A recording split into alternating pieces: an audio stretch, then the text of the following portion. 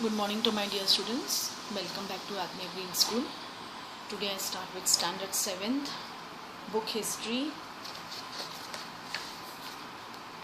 Lesson number 5, Rulers and Builders. Okay, this is our continuation lesson. I hope you had read the lesson up till page 67, जो मैंने आपको yesterday कराया था, and I had told you कि you go through the lesson. It's very easy, बहुत easy है ये lesson. और इसके जो पिक्चर्स दिए हैं, ओके, फिगर्स सब दिए हैं, यू ऑल्सो स्टडी दैट, वो भी आप रीड करो. Okay, yes, we were suppose to start on page number 68, last 2 lines. The connection between royal justice and the imperial court was emphasized by Shah Jahan in his newly construction court in the Red Fort at Delhi. Okay, that is connectivity between the royal justice and imperial court. Shah जहां ने जो red fort बनाया था दिल्ली का, उसे देखकर ये पता चलता है, that is connection between the royal justice and the imperial court. Okay, मतलब इन दोनों का खूब यानी एम्फसाइज किया हुआ. रॉयल जस्टिस भी है अंदर और कोर्ट भी है. इतना बड़ा बनाया है Lal Qila. Newly constructed court in the Red Fort at Delhi. Behind the emperor's throne were a series of pietra dura. What is pietra dura? Behind the emperor's throne was a series of petra dura, that is colored hard stones placed in depressions carved into, मतलब depressions यानी बहुत interior, carved into marble or sandstone, creating beautiful ornate patterns. एकदम carved किया हुआ. That is into depressions carved into marble और sandstone, that is pietra dura. So behind the emperor's throne were a series of pietra dura inlays. Inlays यानी किसी की चीज के अंदर बना हुआ, जैसे समझो ये बॉक्स है ना, इसके अंदर कोई बना हुआ inlays, that depicted the legendary. हमें उसको देखकर क्या याद आता है? The legend of old Greek god Orpheus playing the lute. Lute एक गेम का नाम है, यू नो, उसे देखकर वो याद आता है. It was believe that Orpheus music could calm ferocious beasts until they coexisted together peacefully. कहा जाता था कि जो ग्रीक गॉड ऑर्फ्यूस थे, जब वो अपनी ये ल्यूट बजाते थे तो कितना भी फेरोशियस एनिमल, वाइल्ड एनिमल क्यों ना हो, ओके, वो भी एकदम शांत हो जाता था. The construction of Shah Jahan's audience hall, जहाँ ऑडियंस बैठकर वो हॉल में वो सुनते थे या जो भी उनका कुछ प्रोसेशन नहीं होता था. Hall aimed to communicate that the king's justice would treat the high and low as equals, creating a world where all could live together in harmony. वो जो शाह जहां का ऑडियंस हॉल था, उसे देखकर ऐसा लगता था कोई भी जात पात के, अमीर गरीब, कोई भी वहाँ जाके आप बैठ सकते हैं, और शाहजहां के लिए सब इक्वल थे. जैसे लगता था जैसे पूरा वर्ल्ड के गरीब अमीर एक जगह आके बैठ गए हो, in harmony. In the early years of his reign यानी जब शाहजहां का जो राजपाट था, capital, Shahjahan's capital was at Agra, a city where the nobility had constructed, यानी दिस नोबल पर्सन, शाहजहां बहुत ही अच्छे नोबल पर्सन थे, had constructed their homes on the bank of river Yamuna.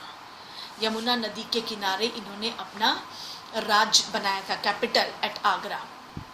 These were set in the midst of formal gardens constructed in the Sheher Bagh format. Okay, जैसे कि मतलब ये जो इनका जो कैपिटल आगरा अ सिटी मतलब was constructed in the midst of the formal gardens, आसपास, और ये छोटी सी सिटी थी Agra, constructed in the Sheher Bagh format. The Sheher Bagh garden also had a variation that historians describe as the riverfront garden. Riverfront यानी जैसे यहाँ river हो, यहाँ garden हो, तो उसे कहा जाता है riverfront garden. In this, the dwelling, रहने वाले लोग, was not located in the middle of the Sheher Bagh.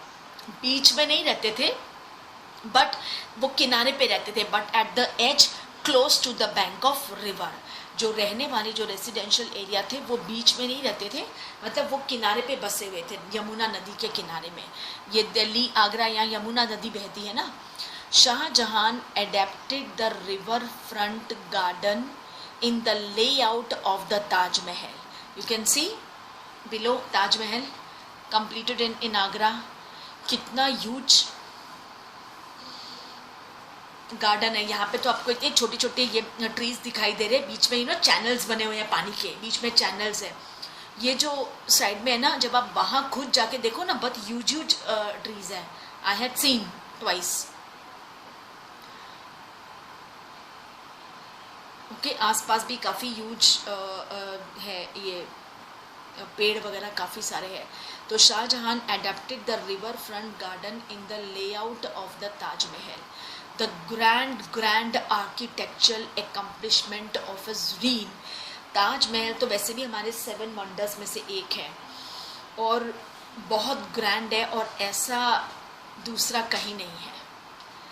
Okay, here the white marble मौजोलियम was placed on the terrace by the edge of the river and the garden was to its south. इसका direction ऐसे बनाया था कि the white marble mausoleum was placed on a terrace, मतलब थोड़ी ऊंचाई पे था ये मौसुलम यानी ये Taj Mahal. And river edge of the नदी के किनारे ये बना है मौसुलम और इसके गार्डन जो फेस करता है वो है towards the south. Shah Jahan develop this architectural form as a means to control the access that nobles had to the river. मतलब ये इसलिए नदी किनारे बनाया है ताकि जो इतने साल लगे, पता है इसको बनने में, तो जो कारीगर थे वो उस नदी के किनारे रहते थे और उन्हें कोई परेशानी नहीं होती थी. काम करना, पानी वानी सब उन्हें मिलता रहता था. इसलिए वो जो बनाने वाले थे as a means to control the access that nobles had to the river.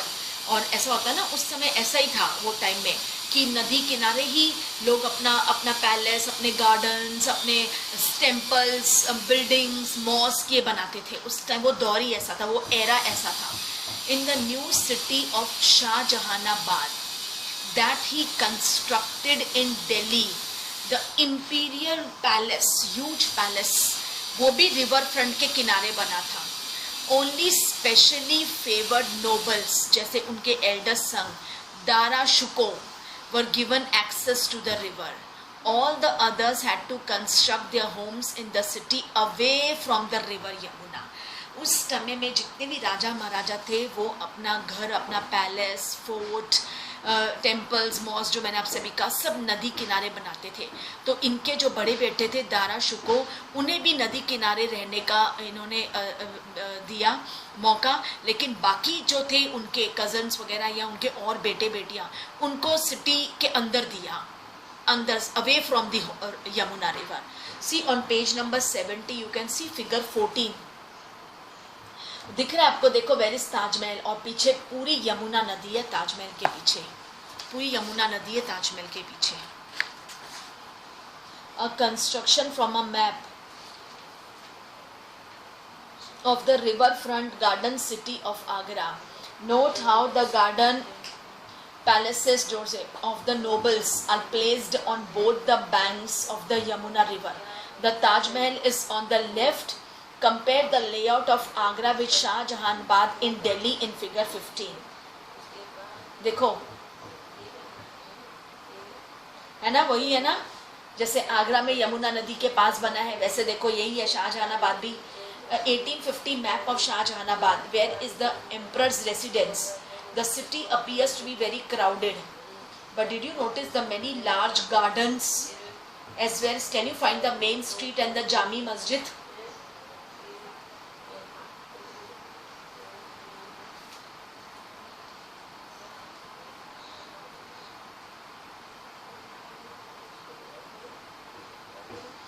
Okay, क्योंकि ना सिटी बहुत क्राउडेड थी. सिटीज़ तो सब क्राउडेड हुआ करती थी, इसीलिए पहले समय के राजा महाराजा अपने पैलेसेस, टेम्पल्स हैं जो भी दैट इज़ वो अपना बनाते थे, दैट इज़ फोर्ट्स वगैरह या पैलेसेस या कुछ ऐसे हेरिटेज प्लेस, वो हमेशा नदी किनारे बनाते थे. And that what Shah Jahan did. Then we go to page number 71. Region and empire.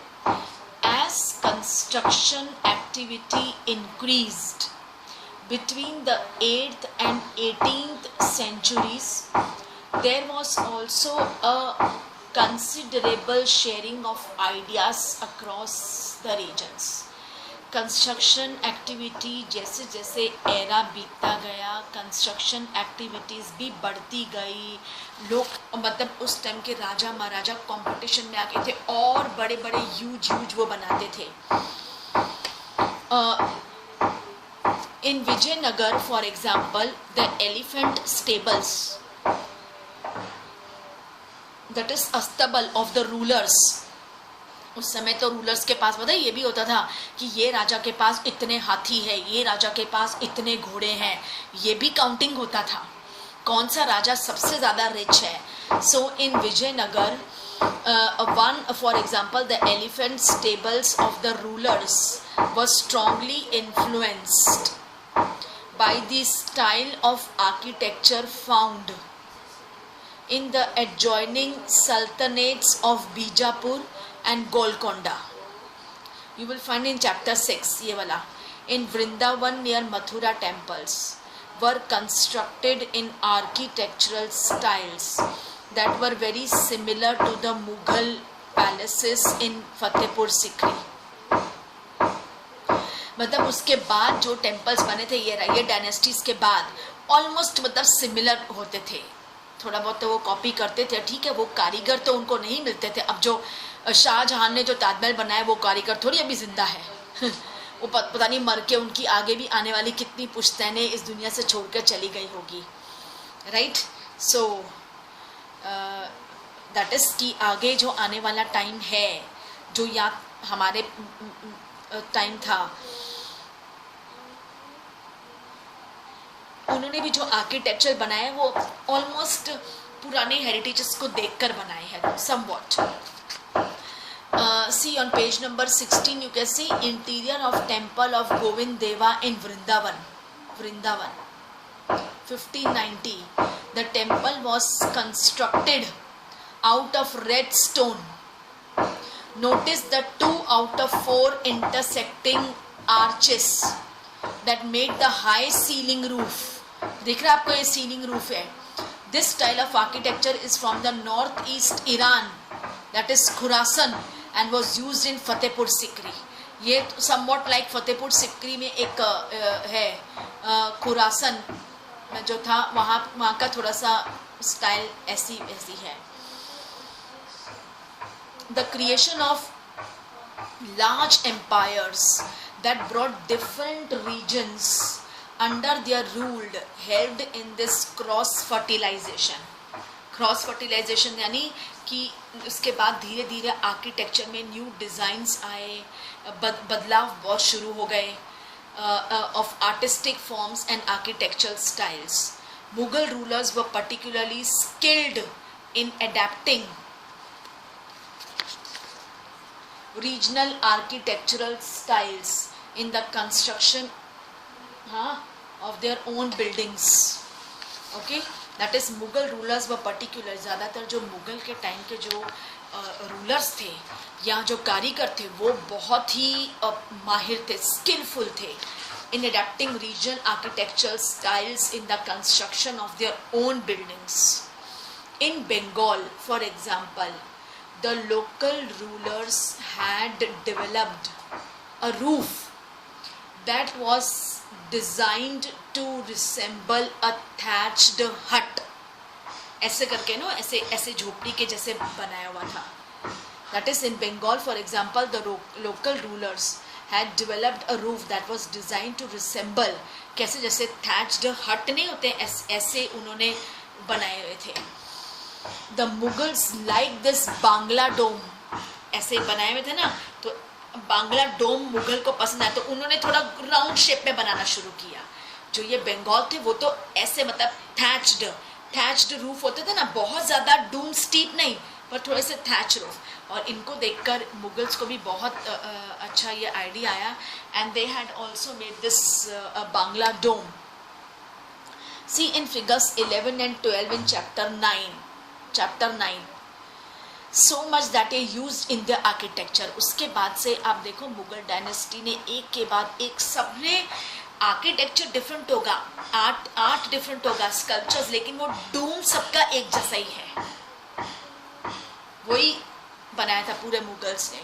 The impact of other regions was also evident, यानी कि और भी रीजन्स का कुछ जो कला मुगल्स को पसंद आती थी वो उन्होंने अपने उसमें ऐड किया है. The impact of other regions was also evident. In Akbar's capital at Fatehpur Sikri, many of the buildings show the influence of architectural styles of Gujarat and Malwa. Akbar's capital आप जाओगे ना Fatehpur Sikri, there you can सी कि काफ़ी सारा styles है ना, थोड़ा मिलता जुलता आर्किटेक्चर स्टाइल गुजरात और मालवा का कॉम्बिनेशन है. सो ऐसे तो उस टाइम के तो कॉम्बिनेशन हुआ करते थे. जब किसी रूलर को कोई चीज़ किसी स्टेट की रीजन की पसंद आती थी तो वो थोड़ा बहुत अपने आर्किटेक्ट में उसमें उससे अमलगमेट करने की कोशिश करते थे. Even though the authority of the Mughal rulers waned in the 18th century. आपको पता है ना दैट इज बहादुर शाह जफ़र की सेकेंड वर्ल्ड वॉर के पहले जो हिटलर का टाइम था, ओके, कैसे हमारे इंडिया में शाह बहादुर जफ़र ने रेबिलियन के लीडर बने थे वो 1857 के रिवॉल्ट में, राइट. तो और उस वक्त जो ब्रिटिशर थे, एक लॉर्ड केनिंग, उन्होंने अनाउंस कर दिया था कि मुग़ल डायनेस्टी का ये लास्ट रूलर होंगे बहादुर शाह जफ़र. इसके बाद जो भी उनके डिसेंडेंट्स होंगे ना, उनके बेटे उन्हें प्रिंसेस माना जाएगा, नॉट द रूलर्स. मतलब मुग़ल डायनेस्टी खत्म, आने वाले डिसेंडेंट्स को वो रूलर्स मानेंगे. दैट इज जो ये दैट इज बहादुर शाह जफ़र, ये लाल किले में रहते थे. और उसके बाद जो ये इंडियन सिपाहीज थे उन्होंने म्यूटिनी की. म्यूटिनी का मतलब है वो अपने ही, उस वक्त तो ये इंडियन सिपाहीज ब्रिटिशर्स के साथ मिले हुए थे ना, सोल्जर्स एक ही थे उस वक्त, तो इंडियन सिपाहीज ने अपना ग्रुप बनाया एंड उन्होंने अपना ग्रुप बनाया और उन्होंने अपने कमांडर ऑफिशल्स के अगेंस्ट गए, क्योंकि कुछ चीज़ें थी जिसकी वजह से रेबल हुआ था. जैसे ब्रिटिशर्स ने वो पता है, याद है, गन के ऊपर वो कार्ट्रिज लगाया था पिग और पिग और काऊ का, और उन्हें यूज़ करने को कहा था, और दोनों हिंदू और मुस्लिम दोनों के लिए इंसल्ट थी.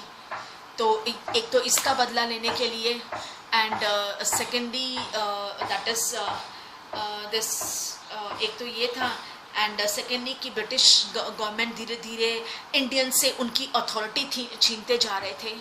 सो फॉर दिस इंडियन सिपाहीज ने रेबेलियन का सोचा, उन्होंने म्यूटिनी बनाई. एक जगह ऐसे करते करते पूरे हिंदुस्तान में डिफरेंट जगह म्यूटिनी बन गई इंडियन सिपाहीज की. फिर वो एक दिन they went to the Red Fort, Lal Qila के बाहर वॉल्स के आगे वो पूरे मास में खड़े हो गए और उन्होंने परसुएड किया दिस एम्परर बहादुर शाह जफ़र से उनको मिले. फिर जब वो उनको मिले तो इन्होंने उनसे रिक्वेस्ट किया कि आप हमारे लीड बन जाओ इन दिस ये लीग में, ताकि ब्रिटिशर्स के खिलाफ हम आवाज़ उठाएं और हम ब्रिटिशर्स को फाइट अगेंस्ट ब्रिटिश। उस टाइम बहादुर शाह जफ़र ने अपने इंडियन सिपाही से कहा कि देखो ये तो बहुत बड़ा चैलेंज है, क्योंकि ब्रिटिश तो पावर है। तो इनके बहुत ज़्यादा फोर्स करने के बाद बहादुर शाह जफ़र वॉज एग्रीड, वो तैयार हो गया कि ठीक है, ओके आई विल एग्री। और वो दो थोड़े एजेड थे, वो उस टाइम के यानी लीग बन गए, और झांसी की रानी भी मतलब लीडर बने वो 1857 रिवॉल्ट में।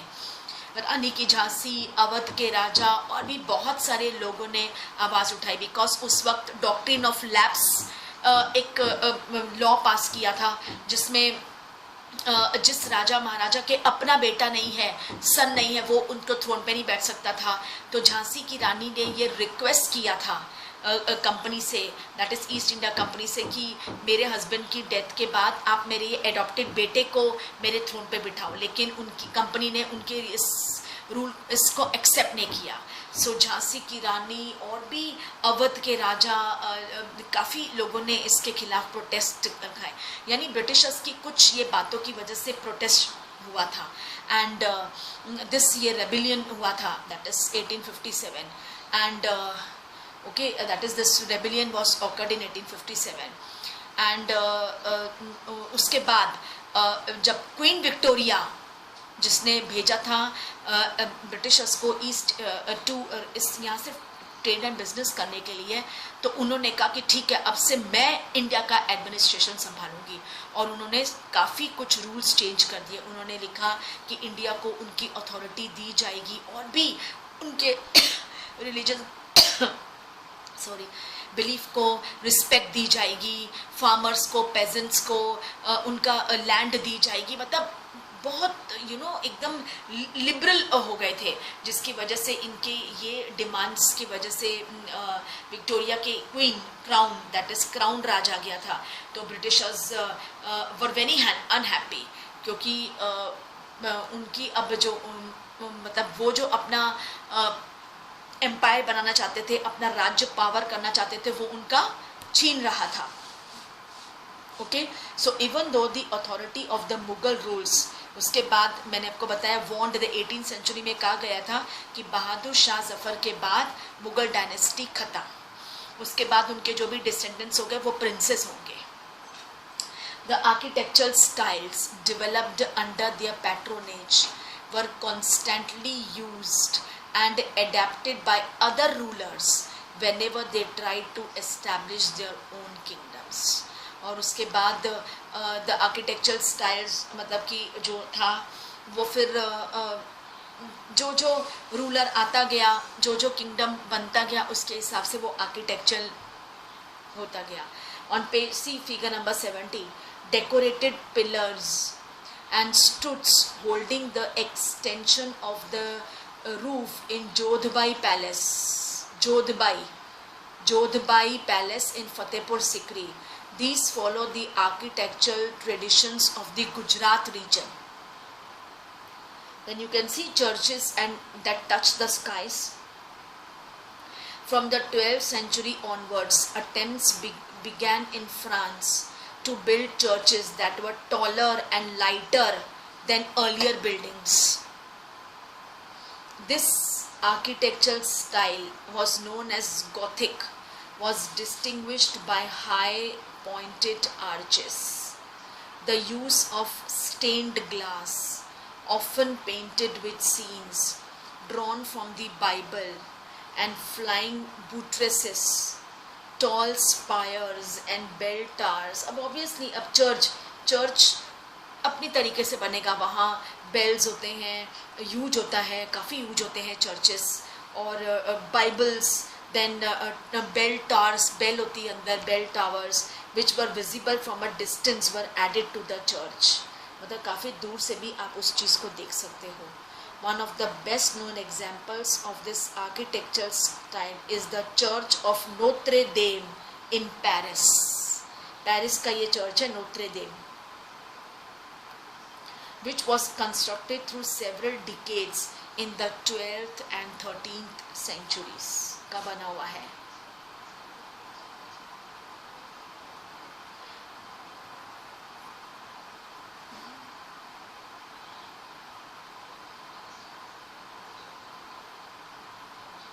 बेल टॉवर नीचे लिखा है, look at the illustration and try and identify the bell towers.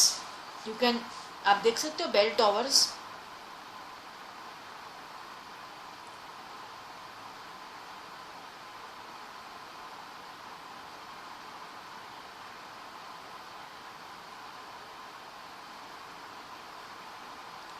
मतलब उस टाइम के जो बनी हुई है.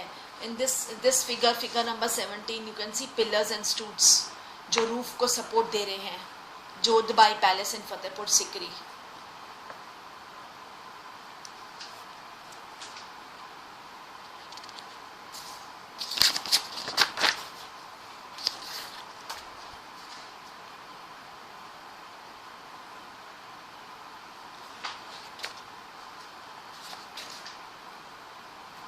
You can see this now. See also many pics are there in this lesson. कि आप उसे रीडिंग करते जाओ और ये पिक भी देखो. मतलब एक प्रूफ है कि क्या क्या हुआ था उस टाइम. और ये हिस्टोरियंस ने इतना कलेक्ट करके हम उनके ज़रिए we are knowing all this. वरना हमें ये सब कैसे पता चलता. This is all due to the historians. कैसे उन्होंने ये कलेक्शन किया है एंड दे ब्रॉट, हमारे पास वो लेके आए in front of us. And इतना कुछ, that is rulers and the buildings. उस ज़माने के रूलर्स जो थे और सब ने अपनी अपनी तरफ से. In the very first page you can see Qutub Minar. Then you can see the Rani ji की बावरी और the queen stepwell. Baoli, queen stepwell. Then mosque, Quwwat ul Islam mosque. Then this Kandariya Mahadev temple, Chandela dynasty का. देन थंजावुर में Raja Rajeshwara temple, Raja Devaraya. Then you can see this mask.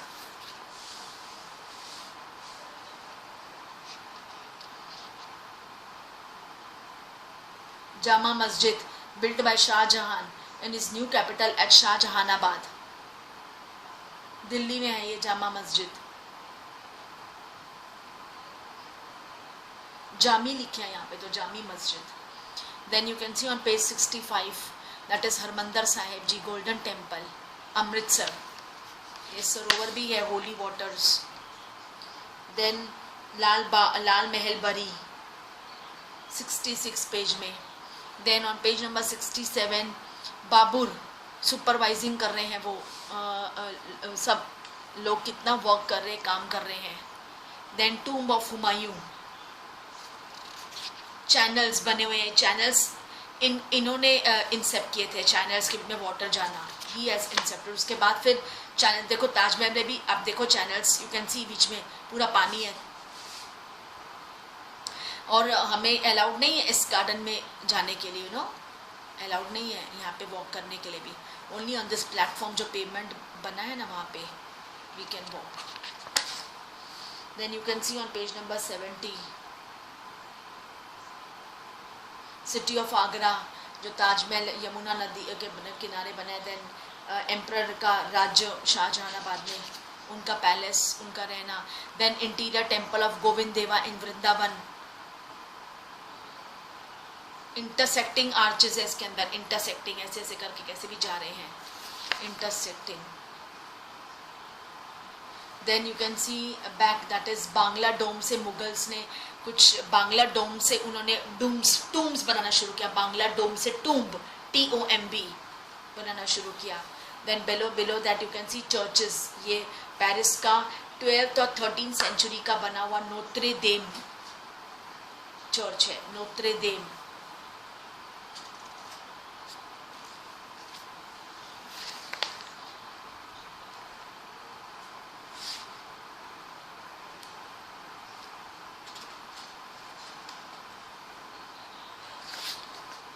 Okay students, so with this I had completed this lesson, and in my next class we will do its question answers, थोड़ी बहुत objectives वगैरह करेंगे. And please students, you all go through this lesson. सभी को lesson read करना है, once twice thrice, as much time you read it. Okay, so that it will be easy for you to learn the question answers also, and MCQs will be more easier for you. Twice thrice you go through the lessons. Okay, so with this I wrap up my class here. Thank you to all. Take care.